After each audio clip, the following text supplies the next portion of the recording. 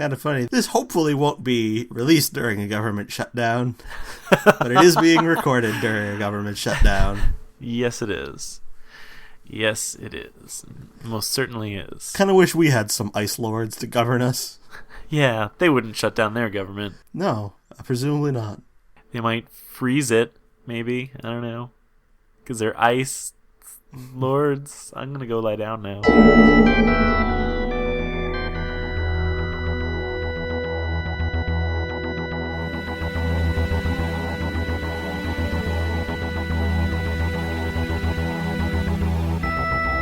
I'm Tom Dickinson. And I'm Louis Midas. And this is the Cloister Room, a podcast about Doctor Who and other things.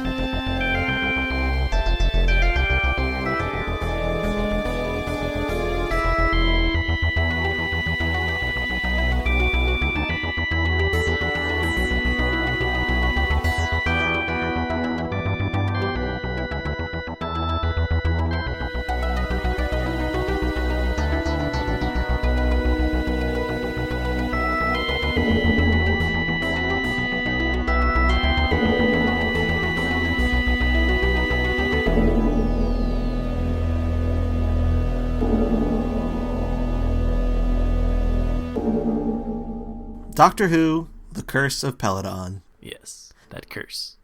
Did you like The Curse of Peladon, Louis? I was kind of unsure what the curse actually was. Yeah, I'm not 100% sure about that either. I mean, it is like something about the monster who wasn't really a monster, more like a dog. Well, and there is also a Doctor Who story called The Monster of Peladon. Oh, is there really? Yeah. Does it feature the same planet and then the monster? It does feature the same planet. The third Doctor returns to Peladon. The third Doctor likes returning to places, doesn't he? Well, yes. He returns to Metebelis 3, returns to Peladon. Returns to Earth. Yeah. He's just a big returning kind of guy.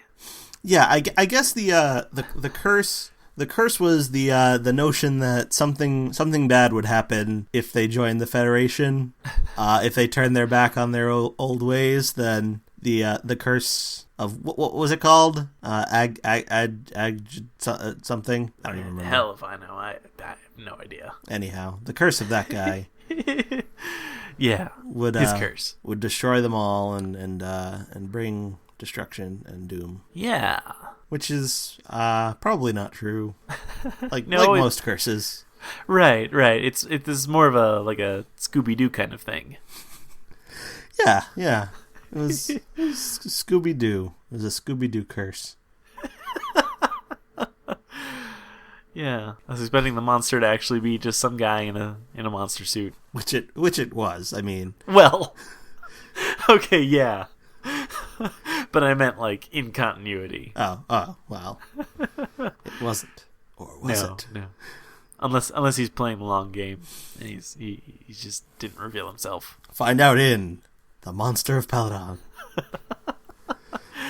There you go. So, confusion about the nature and origin of this curse aside, what did you think of The Curse of Peladon? It seemed like a fairly solid episode to me. I mean, there was the evil priest guy, It's always a good character. Mm-hmm. The sort of naive king guy. Mm-hmm. Another good naive young king guy. So another good, trustworthy character. You know who played the king? He looked kind of familiar, but I don't really know. David Troughton. Ah. Child of Patrick Troughton, who has also appeared in New Who, in the episode Midnight. Okay, yeah. I was going to say, I knew that Patrick Troughton's son had appeared in Midnight. I didn't know that was the same son, and that he had also appeared in this. Huh. Well, there you have it. Mm-hmm. So, and at this point, Patrick Troughton was, still alive. Yes, because this was well before, the Five Doctors. Right. Which features Patrick Troughton. Right. So was Patrick Troughton upset? It was before even the Three Doctors. Oh, that's right. Yeah. So it was. I want to know how Patrick Troughton felt about having his son be on his show, his former show. Oh, I don't know. I don't really know what Patrick Troughton's relationship with his family was like. I know he was not incredibly great to them. Oh, really? Well, he had a couple of families. Oh, that's this is what Fraser Hines has said in DVD extras that I have seen. He had a couple of different families, so.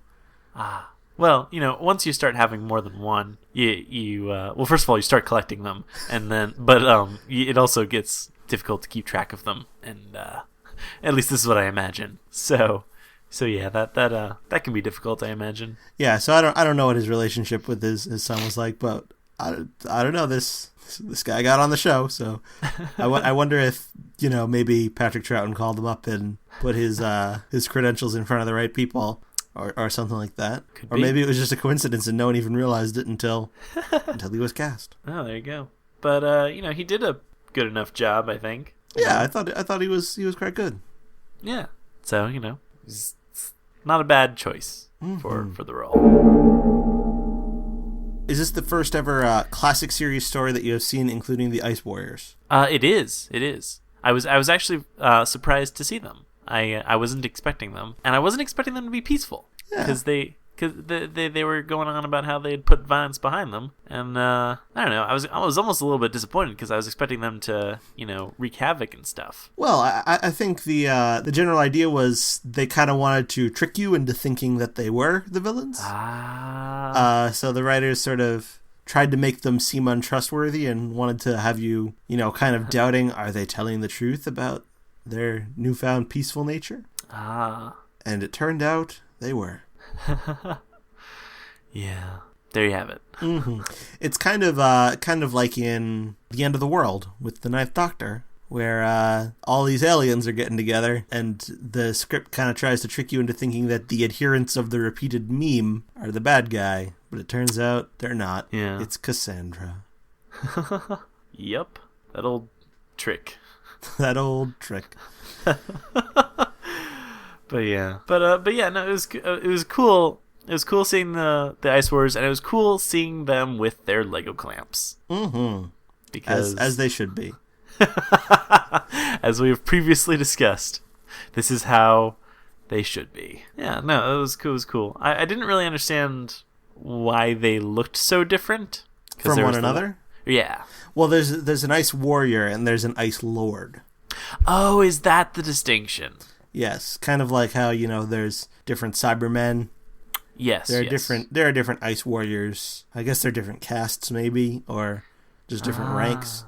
So the one of them is an Ice Lord, and the other one is an Ice Warrior. I got ya. That makes sense. And the Ice Warrior is sort of the more familiar, iconic design, right. Whereas the Ice Lord is just kind of a different thing. Huh. I guess that makes sense. They gotta somehow distinguish themselves from each other. Yeah. You gotta have lords. Yeah, you gotta have someone to rule over you, That's what you do when you're, I don't know. I think people just naturally want that. They want someone to rule over them. Because, it's hard work ruling yourself. Mm-hmm. People don't want to do that. That's why democracy is a lie. Yes, that's exactly why. So in addition to the Ice Warriors, you also have another, I guess I'd call it an iconic alien design. I don't know, but Alpha Centauri. Which is something. That is definitely something. I do have to say, I think it's a little bit funny that the Ice Warriors were probably the best looking aliens of the bunch. Because I'm not getting these confused. The Alpha Centauri was the sort of multi-legged, sort of big eye green one. Yeah. Right? Yeah, that one. That was definitely something. I don't know. I think I kind of like Alpha Centauri. Really? Yeah, I do. Well, okay. You can. I will agree to disagree with you on that. I don't think it's overall a bad design. I guess. I think it's good to have an alien that just doesn't even look remotely human. I guess I'm fine with that, sure. And I thought the voice was a little annoying. But I also thought that it was kind of funny, the juxtaposition of that voice and that design, and to have it be this sort of prissy and cowardly diplomat, kind of like a C-3PO kind of thing. Yeah. I don't know. I just think that's a fun character, in my opinion. No. Yeah, no, I think overall it was probably, I would agree. It was a pretty fun character. Pretty ridiculous. And I don't want to give too much away, but Alpha Centauri appears again. Oh, really? When the Doctor returns to Peladon. Ah. Yeah. Yeah. Can't keep that Alpha Centauri down. Can't keep that Alpha Centauri away from Peladon. Yeah, there you go. I wonder what he/she, or it, I guess, because it's, I believe they directly state that it's a hermaphrodite. Yeah, the Doctor refers to it as an it, which is probably not the most politically correct way of referring to a person who is neither male nor female, but I don't know. Right. Maybe it's a TARDIS translation thing. Could be. Yeah, I wonder what it would look like if it were brought back for the new series. Like, I wonder how they would redesign it. I bet someone's given some thought to that up in the production office. I don't know. I think it might be worthwhile seeing. Because I feel like when any character or monster appears more than once in Doctor Who, from that point on, there's sort of I think there's a train of thought that's like, well, why don't they come back? Right. Like, for instance, was like, why doesn't the Ronnie come back? Right, and then everyone's clamoring to have that character back, and they're always posting theories about how, oh yeah, I bet it's Alpha Centauri. Yeah, I bet Alpha Centauri is the voice in the TARDIS saying "Silence will fall," or the woman in the shop who gives Clara the Doctor's phone number. Yes, I think it has to be. Yeah, that's the fake out. Stephen Moffat wants you to think that it's River. It's actually Alpha Centauri. But yeah, if the Great Intelligence can come back, then why not Alpha Centauri? Why not just do another Peladon story? That's right. Big Finish has actually done a couple, I think. Oh, really? They got to make this into a trilogy. Oh yeah, we need to the Peladon trilogy. Yeah, I would not say no to that. Does the Doctor steal anything from Peladon on the second trip? Good question. I don't remember, but because he could always bring it back and have that be the third story, him returning the thing he stole. Mm-hmm. Yeah, though I don't know, not a bad character in my opinion. No. Kind of a really weird alien design. It is a really weird alien design. I will give it that it was definitely unique. I definitely never seen anything like that before, nor did I ever dream I could see something like that. And now you've seen it. Yes. And you can't unsee. Where was its voice coming from? That's what I want to know. That's a very good question. From the eye, maybe? Yeah, maybe it's kind of like how speakers work, like, because speakers work by sort of like vibrating really fast, and that affects the airwaves. Like her cornea probably just like vibrates really quickly, and that creates speech. Probably. Makes as much sense as it needs to. Yeah, I think so. What other solution could there be? So yeah, I kind of enjoyed the whole political intrigue thing of Peladon and the Federation, and yeah, I kind of liked that. I thought that was like, it's not something you see a lot of, I guess, in Doctor Who, of different races of aliens just kind of getting together and talking and sort of, I don't know, saying political stuff. I don't know. Yeah, I think it's always fun when that kind of turns up. It apparently it was an attempt to, like, this whole kind of story is a satire on the real world issue about the European Economic Community. Really? Yeah, because at the time there was contention over whether Britain would be getting in on that, or whether it would be all nationalistic and be like, we don't need your economic community. Was there like a curse of Britain, where like there's this monster that was going to come out and start killing everybody? Well, I'm led to believe from reading the Harry Potter books that there are lots of curses and monsters in Britain. Yeah, it stands to reason. So I'm sure at least one curse and at least one monster was involved in the whole political debate. One would think. And the Earth delegates sure were late, though. Yeah. Maybe if they had shown up sooner. Well, I don't know if they would have done anything of any real value. It was probably better off that they were. Yeah. But I mean, like, if the Doctor hadn't shown up, then there just would have been no Earth delegates whatsoever, basically, for the whole adventure. They'd arrive, and everything would have been smoothed out already. Yeah, because the whole thing is, like, the Time Lords, once again, sent the Doctor on a mission. Maybe they should have just, helped the Earth delegates get there faster. Right. Why did they want the Doctor to do all this heavy lifting? Why can't they just figure out how to help out the people who are already supposed to be involved with the situation? Yeah, and once again, this is the following season after Colony in Space. Right. The Doctor still doesn't have the TARDIS working. Still kind of relying on Time Lord intervention without even realizing he's relying on it until after the fact. It'd be very nice if they could just give him like a summary, just like a goal statement, right? Like a project scope, just anything to sort of get him on the right track as to what he's supposed to be doing. Right. Yeah, like just a little bit of briefing would just do wonders. Also, it really seemed like Joe just still did not understand the idea of that the TARDIS was a time machine, despite, and I did look this up, and I looked it up to confirm that this did actually happen after the events of Colony in Space, because I'm pretty sure, because in Colony in Space, she was confused about the whole concept, but by the end of the episode, they step out of the TARDIS, and it had only been moments after they left, and I'm pretty sure she understood that concept, and yet somehow in this episode she's concerned about being late for a date. I don't think it's so much that she's concerned about being late for it. It's just she's kind of annoyed that... Oh, I see. Annoyed at that it's been disrupted from her perspective. Oh, I see. So she's just very selfish. She doesn't want things to be delayed from her perspective. She could give a rat's ass about other people's perspectives. Yeah, about Mike Yates in this case. Right. Okay, well, that makes a bit more sense now. Because I thought it was just very confusing to me as to why she thought that this was going to be a problem. Yeah. I think she was just annoyed.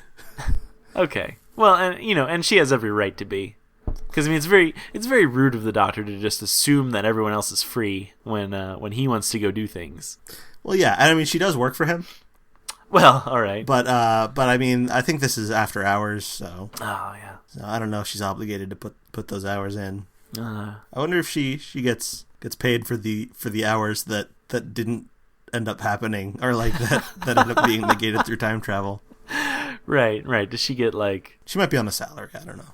Yeah, maybe. I feel like that would make things easier, because punching in and punching out, if you punch in, and then a few minutes later you punch out, or only a fraction of a second later you punch out, but it's been a longer time. That's gonna get confusing. I don't know if there's union hours or rules regarding breaks and things like that. I don't know. Yeah, I don't know whether a unit is unionized.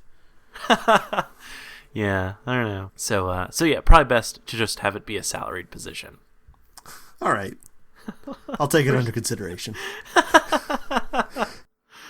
Yeah, I do think compared to Colony in Space, I think she did more in this story. Yeah. She was a bit more useful. Yeah, she impersonated a princess. Yeah, she did. And the Doctor even entrusted her with doing something. He's like, all right, I'm going to go do this other thing. You convince everyone to support the plan. You sit in this diplomatic meeting and be the diplomat. Yeah.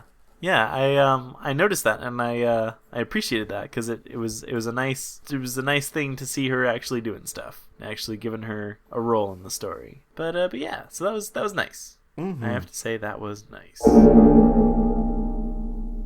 It seems like they sure do their impersonations in the Third Doctor era, because yeah, the Master's doing it, and they got the Doctor and Joe doing it in this episode. Whole lot of impersonation going on. Well, in this case, they kind of stumble into it. True. The Master, you get the sense that in Colony in Space, he went out and got the adjudicator's uniform, and Hell, for all we know, he actually went through adjudicator training and became an actual adjudicator. Right, Spent years on it. Yeah, maybe that's why he... Yeah, actually, come to think of it, that's probably why his credentials are so flawless, is because he's actually not impersonating anything at all. This is actually his job. But in this case, the doctor just kind of shows up and they're like, "You're the delegation." He's like, "Sure." And then she's like, "That woman, is she of royal blood?" And she's like, "Yep, probably, yeah." Why? But yeah. Yeah, I have to say, it's pretty impressive how, the doctor doesn't even really need the psychic paper here, Well, no, because these people are just all too ready to suggest roles that he might take on. Right, and I think the psychic paper is a fun concept, but it is definitely totally unnecessary, especially in a show like Doctor Who. But, and I think this is a good example of that, where, the doctor just kind of falls into this role. We actually haven't seen the psychic paper in a while, have we? Not successfully used in the 11th Doctor, obviously not the third one. But yeah. Yeah, I don't think it's been used successfully in a while. I think it's been more used as like an inbox. Right. Which, in 2013, everyone's got texting and stuff. The doctor needs his own way to text. Mm-hmm. So that he can participate in some texting and scones. Exactly. But yeah, no, I think this episode right here, this really proves it that psychic paper is totally unnecessary. Mm-hmm. What was the doctor using to hypnotize the? Well, he was using a Venusian lullaby, which is to the tune of "God Rest Ye Merry Gentlemen." I thought that sounded familiar. Well, there you go. And I'm sure those Venusians, they just love their Christmas carols. There's a Big Finish play that explains that. Oh, really? Yes. That's kind of great. Mm-hmm. It involves the Sixth Doctor and the characters Jago and Lightfoot, who are actually characters from the Fourth Doctor era that Big Finish had decided at this point to put with the Sixth Doctor. They go to Venus. They have to kind of sing a calming melody, and all they can think of is "God Rest Ye Merry Gentlemen," and so it becomes enshrined in their culture, and they rewrite their own lyrics. That's amazing. They go, Harun, Harun, Harun. Yeah, and really, what better lyrics than that?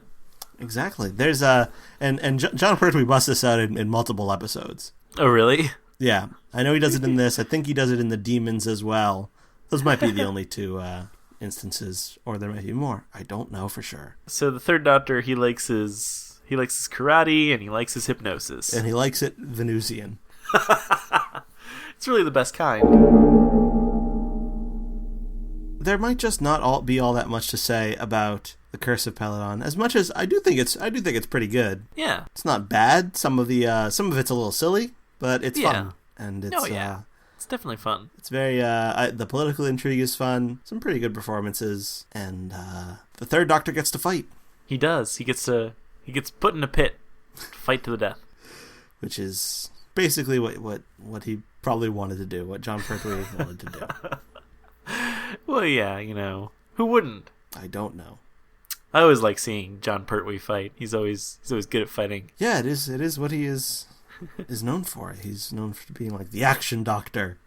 Yeah, I do have to say I like that. I like that there exists an action doctor. Yep. You got to figure at least one of them's got to be. I like that not only that there exists an action doctor, but also that it was done in the 70s. It's just a 70s action doctor who wears frilly capes and stuff, and it worked out pretty well. It did work out pretty well. Would you like to choose the next random story that we will be watching after Curse of Peladon? I sure do. All right. Or sure would. I forget how you phrased that question. All right. Would and do. All right, let's fire up the random selector. Okay. All right, I'm priming it. Okay, so the story we'll be watching is... Wait, that's not right. What? Oh, I accidentally sorted it in story order as opposed to random order. Ah. Yeah, anyhow. So the story we'll be watching is The Ark. The Ark. Not to be confused with The Ark in Space. Oh, okay. So this is just a regular old Ark. Which is in space, but it's called The Ark. Okay, I see. So, So was this the second Ark story? No, this is the first. Well, different arcs. Right. This is the first story The Ark is a first Doctor story. Whereas The Ark in Space is a fourth Doctor story. I see. So, all right. Well, I am, I guess, really confused about their naming conventions.